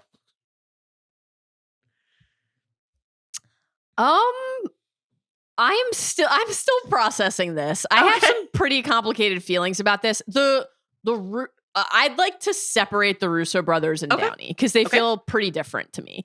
Like, I think on the one hand, the thing that's the same is this larger question of like, what does it mean for the MCU to feel compelled to like go back into the past, keep pulling buckets up from the well that worked, play the hits. And will the hits work? Maybe, probably. Does it mean that you're not trying new things, or that you're like capped creatively? Potentially so. So in that sense, of course, they're inextricable from each other. The Russos coming back,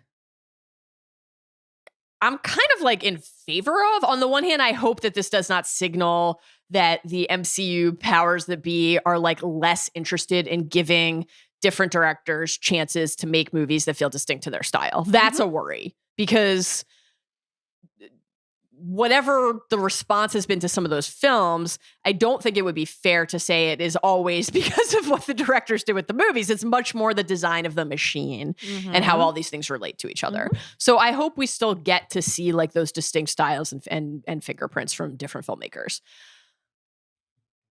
The Russo brothers made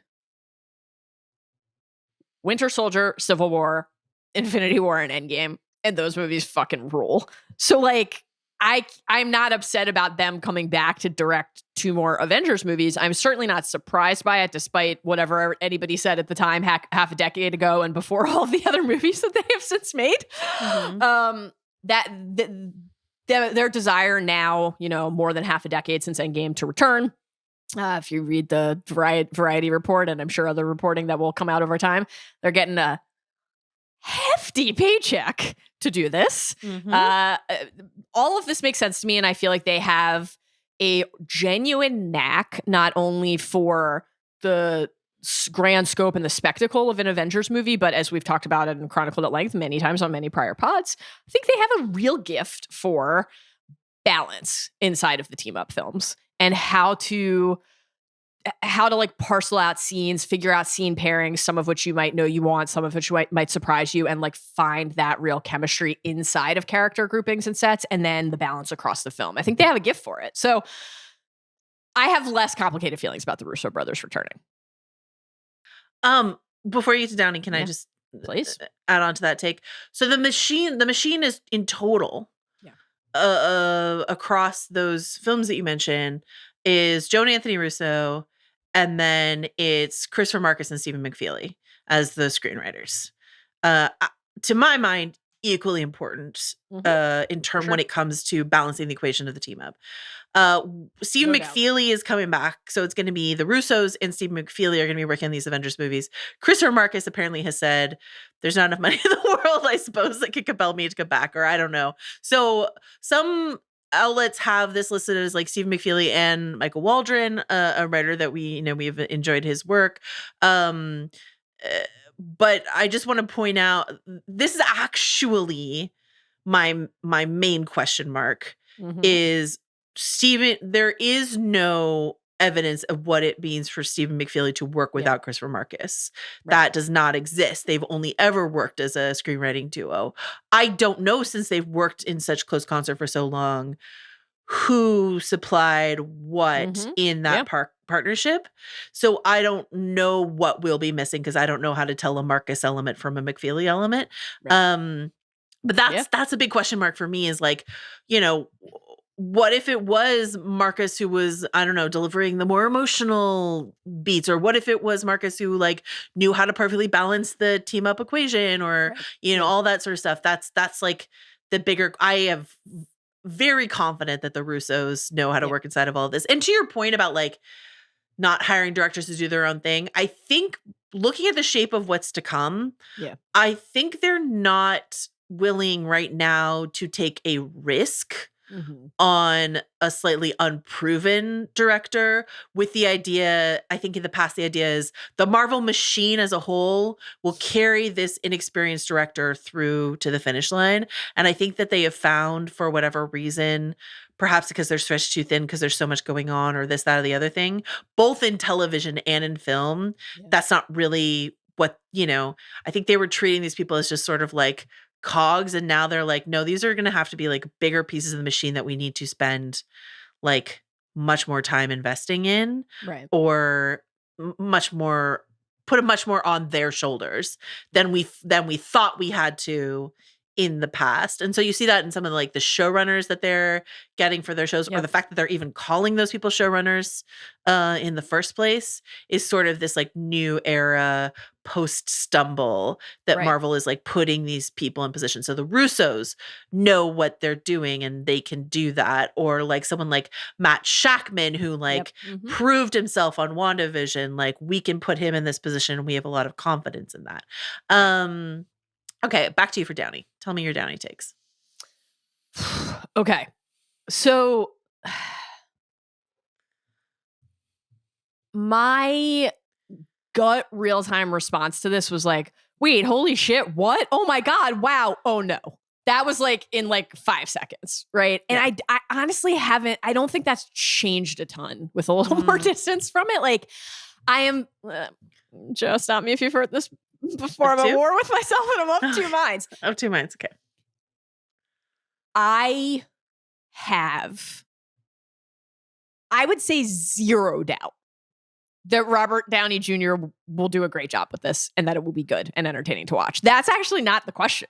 Correct. There's just, it's almost like impossible to conceive of an outcome here where he doesn't crush this and where we don't have a great time watching it. So like, in that sense, I guess it's hard to complain. And yet, I think it's valid to ask some follow-up questions about what this means for the state of Marvel. And that's part of what we're interested in doing today. I don't know the answers to any of the questions you asked to set the table, right? I think that's part of what's running through everybody's mind. Like the question of like, okay, are we going to watch a version of Tony become Doom? Is Robert Downey Jr. playing Victor Von Doom? Are we dabbling in some like infamous Iron Man territory? Like what are we doing and how? We'll find out. I also think that it was inevitable that Robert Downey Jr. would feature in some way, however big or small, in the build up to or conclusion of Secret Wars. We were not going to do Secret Wars unless they literally could not agree at some point on how much money was going to be in that truck they backed up, he was going to appear at some point.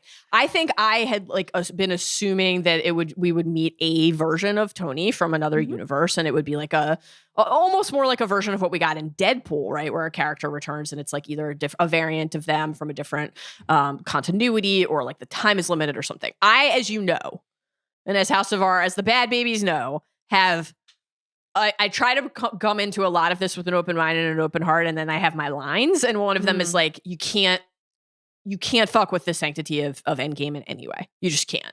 It's because it represents much more than what happened in the story of that movie. It represents a more than decade-long shared experience and a payoff on that time and investment for legions of people. You can't fuck with that.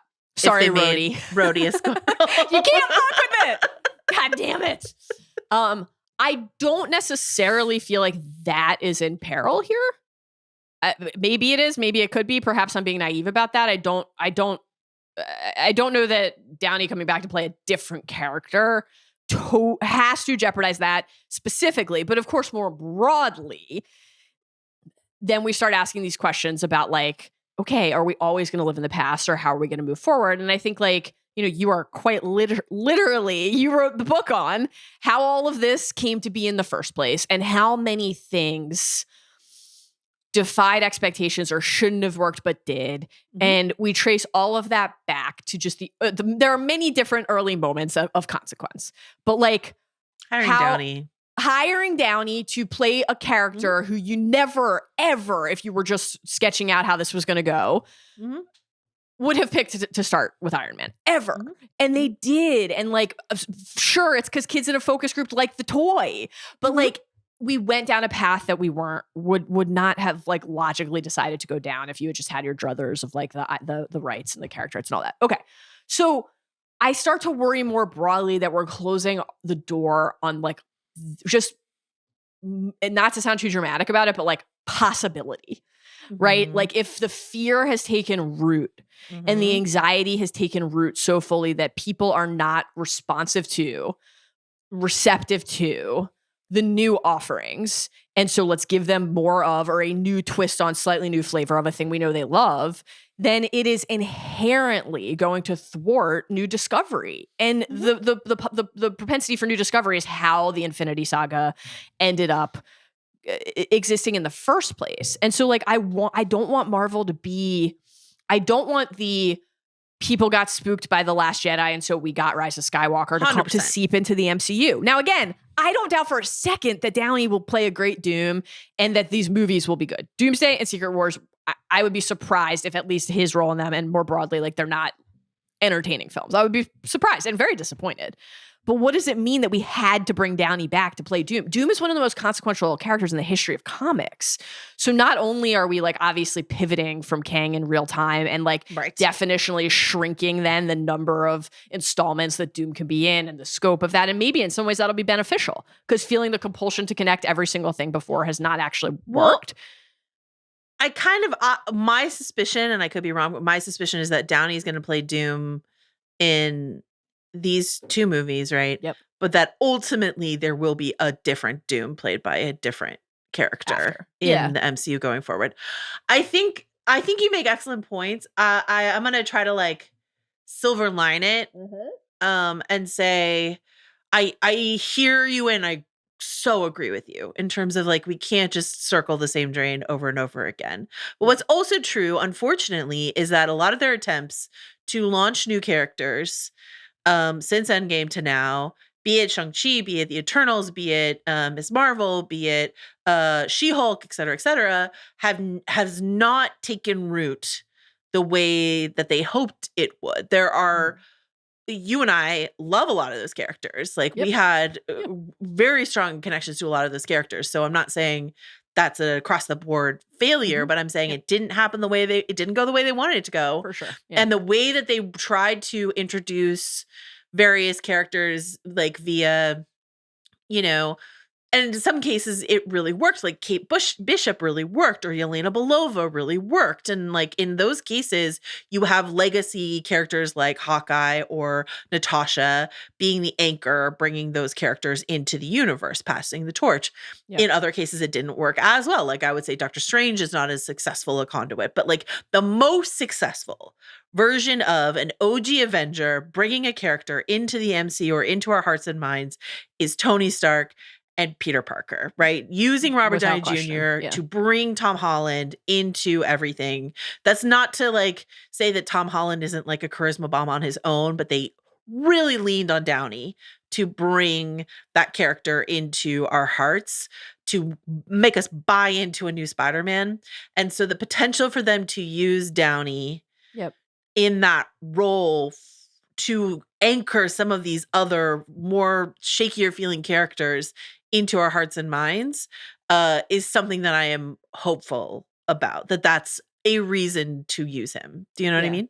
I think that's a great point. And if that's like at the heart of the strategy, in addition to all of the other reasons to do this, then like I think that's valid. And obviously we're not just talking about the next iteration of the Avengers, even though we're talking about the Avengers movies. Like I think we would both obviously Galactus is going to be the primary villain of the Fantastic Four movie, but I would be astonished if Doom is not in like the stinger for that film. I think they've said he will be introduced to the stinger for that film. Okay. Yeah. So yeah. Then like you obviously have like this like rich and incredibly important to many people comics history and the connection between those characters. And like, so then it's one more little tether as we are introduced to the first family and to this new group of Marvel characters. Like as we talk about these different continuities and incursions and worlds clashing and this team up and attempt to save reality and what we are like exiting the multiverse saga, seeking to then establish and bolster. You know, it feels like obviously the Fantastic Four is a huge part of that, but how do the X-Men connect to that? And like any little tether to a thing that people love and a performer people love watching and spending time with can maybe help make that feel more concrete. I think it's like, because this is happening, you know, and again, there are so many different factors that are at play here, right? Like they didn't sit down and say from the beginning, we're going to start with Kang and then switch to Doom. Like that happened for other reasons. And those reasons are real. You know, the kind of end of a saga being the place where that happens, then it really feels like it becomes about the next phase and the next saga, not this phase, but they don't necessarily need to be mutually exclusive. I suppose it's like bringing Brolin in for reals for real. You know, you've had Thanos in the margins, and then like, let's bring Brolin in to like really make sure all of this works. I don't know. I am nervous. I think it is them exposing their belly a bit in terms of their like desperation, you know, for where they are. But to your initial point, which I just cannot agree with more, Downey's gonna be great. It's gonna be entertaining and great. Like no whatever it is, it's gonna be great. Like but I think I agree with your other point, which is like, but is it the health? It's like a Band-Aid, but is it the like antibiotics we need? Like, is it the solution or is it just a Band-Aid to what's going on here? Yeah, a stopgap until we can figure out the larger solve. And like, look, like, but check out the Iron Man Hall of Fame if you haven't yet. Like, Downey's Tony is my favorite character in the MCU and my favorite performance in the MCU, and it's one of the most important characters in my entire life. Like at the most basic level, the fact that we get to spend more time with him in the MCU is thrilling, of course. Like how could it not be? I just am like, what does this mean in terms of their like more broadly their confidence and their creative ambition to try to figure out new solves for something that is like real. So we'll find out, I guess. It certainly sounds like the footage that people saw of Fantastic Four looked great. All right. So speaking of, let's just like zip through some, like we're just going to zip through the timeline and talk about some things. So we're going to go chronologically. First things first is Agatha All Along, September 18th. Which stuff I'm going to, nope, because I'm going to have so much to say about this on the fall hype meter, but I mean, I don't know. There was a musical performance at There sure was. D23, Yeah. and Broadway legend Patti LuPone was part of it. I have no notes about it. The only thing I will say, in the vein of our beloved Manny Jacinto on Acolyte, the fact that they're trying to tell us that Joe Locke of Heartstopper fame is just playing, quote, teen, and not Wanda's son Billy, aka Wicked, is one of the silliest things I've ever seen in my life. Though, you know, maybe I'm about to get Ralph Bonered again. Who can say? But speaking of Ralph Boner, Jack Schaefer, who ran WandaVision, which I love, and I love Jack Schaefer, is the showrunner on the show, and I'm very excited for. I'm hyped. Yeah, I thought the most recent really trailer excited. looked great. I'm excited to travel down the witch's road. I love a trial. I love a test. Right? A test where you like have to rebuild your coven or your found family, and you don't have your Yeah. powers. And how are you going to do it? And you throw in a musical element for Joe. Can't wait. This looks like it's going to be fun. I'm excited. Sometime in the near future, Eyes of Wakanda. No exact date on it. It's like a 4-episode, like 3D CGI show that they're doing. They showed a clip of. They have confirmed that Iron Fist is going to be in it, some version of Iron Fist. Anything you want to say about Eyes of Wakanda? I'm excited. I look forward to getting a date and getting to see a trailer. In general, I am quite enthusiastic about this era of Marvel animation. And I was really struck by the conversation that Chris and Andy had on the watch. I guess this was maybe coming out of Comic-Con. I actually can't remember when this was. It was fairly recently. Who can say what is time? But Chris was basically like, you think that at some point Marvel TV is just going to be animated? It should never occur to me as a possibility. And I don't anticipate an outcome that extreme, but the success of animated shows creatively in terms of the reception among the viewers, and the number of things on the slate, the upcoming slate that are animated and seem likely to pop. The slate's pretty full. What would you I mean, I think X-Men 97 is undoubtedly a hit. I think What If is much more mixed. I think received. Season 1 there was more enthusiasm certainly around What If than season 2. But like the question of like, obviously Star Wars has since moved away from this. Right now, everything that was animated needs to be live action. But like, you know, that moment where so much of Star Wars TV was animated, and obviously we still have great animated Star Wars shows. Shout out Bad Batch.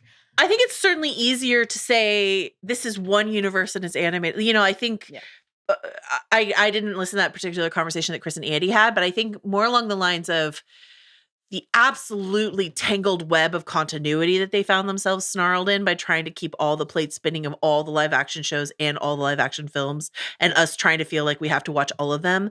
If they instead release animated shows that maybe you can tune into or you could not, and you could decide, and then you don't feel quite so like harried and obligated, because there isn't, unless you're Star Trek Strange New Worlds, there isn't going to be a crossover that you have to pay attention to the continuity between these animated shows and live action. Let's talk about animation. Your Friendly Neighborhood Spider-Man, formerly Spider-Man freshman year, coming this year, allegedly. Excited. Brad Winderbaum, who is now like the head of Marvel streaming television and animation, which is like a fairly within the last year new development in terms of like Brad is always the one speaking on what is happening on Disney television, which was not the case. They like have sort of put their house in order and put Brad Winderbaum in charge of all of that. So What If, X-Men 97 season 2, Eyes of Wakanda, Marvel Zombies, Your Friendly Neighborhood Spider-Man. He said all of those, except for Marvel Zombies, will be out in the next 18 months, which is exciting. And Your Friendly Neighborhood Spider-Man will feature Charlie Cox's Daredevil, Dr. Octavius, blah, blah, blah, Harry Osborn, and Coleman Domingo, the legend, will be playing Norman Osborn, which is really fun and exciting. Awesome. Anything you want to say about Your Friendly Neighborhood Spider-Man? No, I'm looking forward to it. Captain America, Brave New World, Valentine's Day 2025. Get your sweetheart and go to the cinema. I mean this sincerely. There's no, as you know, I recently spent a wedding anniversary of mine at a screening for Dial of Destiny. There is absolutely no better way for me to spend a day intended to celebrate love and romance than with Harrison Ford. So I am thrilled. first look at Harrison Ford as Red Hulk. Have you been able to catch any of the like on Instagram reels, like footage that was recorded in the room of this? Have you seen this? How did you feel about it? I feel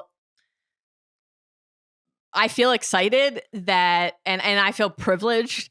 Forget anything that actually happens in the movie. That's like totally secondary to me. Yeah. That we get to be alive for this impending Harrison Ford press tour. I just can't believe it. Do you think they got Harrison Ford in the mocap pajamas, or do you think a la Dial of Destiny, they had enough archival footage of Harrison Ford's face that they didn't need him to do Great question. that? I'm looking forward to finding out for sure what the answer is, but I'm guessing that he not only did the mocap suit, but that he was like, I insist on doing the mocap suit, because I think the fact that he's like out on the Comic-Con stage doing the like, can't wait to do to do the face and to do the like, it just shows me he's been practicing. It shows me he's in touch with his character and with his arc. And I just like, I mean, fuck the all of the Dial of Destiny press was like incredible. Oh, a gift. A treasure. And so I just like I can't wait for this. I thought this trailer looked pretty good. I'm interested still to see like the balance of, given as you have noted many a time, nothing new about a Marvel reshoot, right? Nothing new about going back to tweak and add. I am interested to see then how they've added Giancarlo Esposito's character. Yes. They've added Rosa Salazar's character. Like this is ample. A lengthy process. Yeah. Yes, So I'm really curious to see how, like, what the kind of like structural integrity of the finished product feels like. Can we like identify and sense those seams, or does it feel like it all kind of stitched together fairly neatly? My hope, given that we only had one Marvel film this year, and it was Deadpool and Wolverine, right? Wild. Yeah. My hope is that they have been spending all the rest of their time focusing on fixing this movie in a way that it won't feel like fixed with a capital F, but like will just feel fine. The pre-critique I'm seeing from people is that they're worried that this is going to be like a Captain America Winter Soldier clone, given that, the Danny Ramirez is here as Falcon. There's a former Black Widow character playing by Blaise Haas who's giving like strong ScarJo vibes, I would say, in this trailer. And then Harrison Ford lending the Robert Redford gravitas. Though, that being said, I do not recall Robert Redford transforming into the Red Hulk, but I could be misremembering. But just like pouring a tall glass of milk in his kitchen like a sociopath. I will just say, absolute menace. I will say, if you're gonna copy a movie, might as well copy from the best, I suppose. If you're gonna try to do it, maybe make it Winter Soldier. Like this, continued examination of the passing of the mantle and what Captain America will Sam want to be, and like obviously the trailer leans into that with like the you're not Steve Thunderbolt Rogers. Ross, like you're not Steve Rogers, and so the idea of like playing in the same sandbox of like the street level. Again, like the genre fair of like the spycraft and giving the film that kind of energy. I'm totally open to. I'm curious to see how, like, in a movie that has Red Hulk and the leader and the Serpent Society, we make room for like our pal Tiamat, the ocean-bound celestial from Eternals. Like, how we make room for that in the movie? I don't know. I have some questions about that, but we'll see. This is like not that far away now. I mean, February, just around the fucking corner. It's really not. Okay, so that's how 2025 is starting with the Captain America movie. Then we're getting Daredevil Born Again. So to your point earlier about like going back to the well of something we're familiar with, is March 2025. We're getting a show now that was supposed to be, it was like 18 episodes or whatever, has been cut down, has been reconfigured a bunch, and originally like there were rumors that like Carrie and Foggy were going to be like killed off early or all this sort of stuff like that. But now they're trotting Deborah Ann Woll and Eldon Henson out on the D23 stage to like sell this. John Bernthal's back as Punisher. The trailer looks a lot like it's just Daredevil on Netflix season 4. Great. Personally, I'm not stressed about it. I'm thrilled. Wilson Bethel as as Bullseye, who I loved. I love Wilson Bethel in general, but I loved him in season 3. He's in the trailer. I got really excited. The footage that we've seen is very violent, very horny. Kamala Khan's dad is there. I don't know why, but I'm excited to find out. Will we see Kamala? Will we see Jen Walters? Will we see Echo? I'm less excited about, but Jen Walters maybe we'll see. So like, what do you want to say about Daredevil Born Again? I can't wait. I mean, for years upon years on end now, you know, I would have ported this property and character set into the MCU if given the choice. So like the little moments that we've had with Matt Murdock in the MCU so far have been really delightful, wonderful stuff. The walk of shame in She-Hulk, the lawyer scene in No Way Home, the fight in Echo, some interesting fights. Yeah, the fight choreography in Echo was really fun. So I loved the Netflix Daredevil show, and I'm hyped to have Charlie Cox back in our lives regularly. It's, you know, usually quite rewarding to spend time with Kingpin. I mean, think of all the Chris Ryan voice work that awaits now that we're back for an extended run with the patron saint of Chris Ryan voice work, John Bernthal.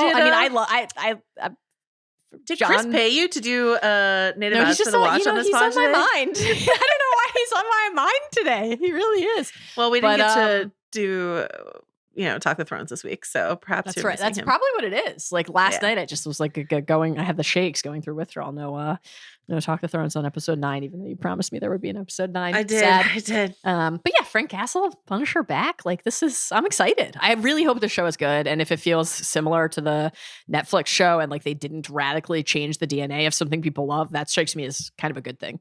It's fine. All right. So it's 2025, Captain America, Daredevil. Then we get Thunderbolts in May. Careful who you assemble is the tagline. Love that. I like it. There's a mysterious asterisk that they said they will not explain until after the movie comes out. Yeah. We've got to look at Lewis Pullman as Sentry. David Harbour did a fun bit at Comic-Con.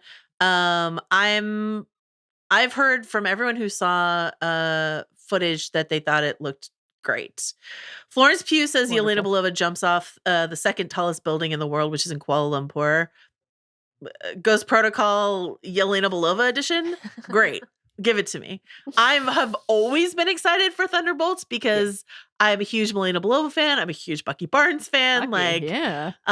You love US Agent. You love John Walker. So I do not, though I am a David Harbour enthusiast, as you know. So I am cautiously optimistic about this. Me too. I'm looking forward to this. A lot of our favorite characters are in this. Some characters who we have less warm feelings for, like, Ghost or Taskmaster, but what can be unlocked for them in this kind of like team up setting. I'm so eager to see what they do with Sentry. Getting Sentry on screen in the MCU is like a something we've been waiting for. So I'm looking forward to seeing that. And like, who's going to complain about more time with our gal Val? Come on. I can't wait. I mean, yes, but remember in Wakanda Forever, we're like, Val, what are you doing in this movie? We don't have time for you. We simply do not. But she belongs in this movie. This is her movie. Here. This is what we've been building towards. Okay, that's the end of Phase 5, Phase 6. We're still in 2025. So that's a Captain America movie, a Daredevil TV show, and Thunderbolts in 2025, followed by the Fantastic Four First Steps.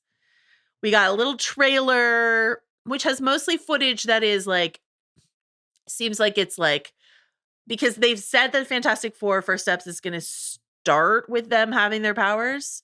Mm-hmm. So the footage that we saw of them, which is mostly like pre-flight, seems like it's going to be like video footage that they will be like looking back on of like, this is who we were before all of this happened.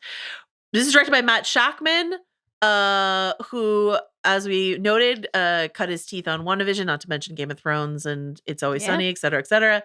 Written by, Jeff Kaplan and Ian Springer and Josh Friedman and Cameron Squires and Eric Pearson and Peter Cameron. Eric Pearson being the MCU's like go-to cleanup guy. Set in the 1960s in an alternate universe, post-credits will introduce Robert Downey Jr.'s Dr. Doom and Galactus. Ralph Ineson's Galactus made an appearance in the trailer footage. From what you've seen, is your biggest takeaway how delightfully flirty Pedro Pascal and Vanessa Kirby have been in the promo for this so far. It's two of the greats. I mean, the casting for this, I just think is extraordinary. Like I'm so excited for this movie. If they don't nail this, it will be, I think, devastating for people. Genuinely devastating. Obviously, there's a entrenched history of Fantastic Four movies not going well, but the combination of like the early positivity and hype around this particular rendering, how much, like, again, Deadpool making $1 billion didn't solve everything about our questions about the future of the MCU. Like, they got to get this right. A lot is riding on this, and just the hype around the cast. It's going to be, but like, because of, and like they've, let us down before when all of the ingredients were there, but it does really feel like all of the ingredients are here for something wonderful and something special. And like, I just have a hard time imagining that we're not going to enjoy watching these four as the Fantastic Four. The casting is exquisite. I'm just watching them on the red carpet. Like, you sent me the Grogu video. I was like, this is like the best like 90 seconds of my week, listening to Vanessa Kirby ask Pedro Pascal which son. And then he's like, let me tell you about Baby Yoda. I mean, what a time to be alive. So yeah, I really can't wait. I hope this is great. I expect that it will be. I'm looking forward to it. Full of hype. Joe Quinn, who had been a working actor for a long time, playing Eddie Munson in Stranger Things, and then just like being booked and busy. It's great. Getting A Quiet Place, getting Gladiator, getting this, getting the new Alex Garland film. Joe Quinn, what a time. And Eben, we're excited for you too. Okay, so this is all 2025. I think actually, the thing that I'm most excited for in Fantastic Four that definitely sets it apart from the other efforts is this idea that we are setting it in the 1960s. Yes. I think that vibe and that energy and that is such a brilliant idea. Like, I think obviously Fantastic Four have exist across the decades in the comics continuity, but like the idea of like the first family and this whole story going back to an earlier time in our history in an alternate universe, I think that's brilliant. Yeah. Similar to the way that they introduced Cap. I think that was really smart. Yes. I'm excited about that placement and pulling them out of their moment in time into this larger story. And then like that, what they're describing as like retro future. Yes. I'm just like, feels like it has the potential to be a nice creative spark and something that feels very specific to how we meet this group of characters in the MCU. Something really distinct. Can't wait.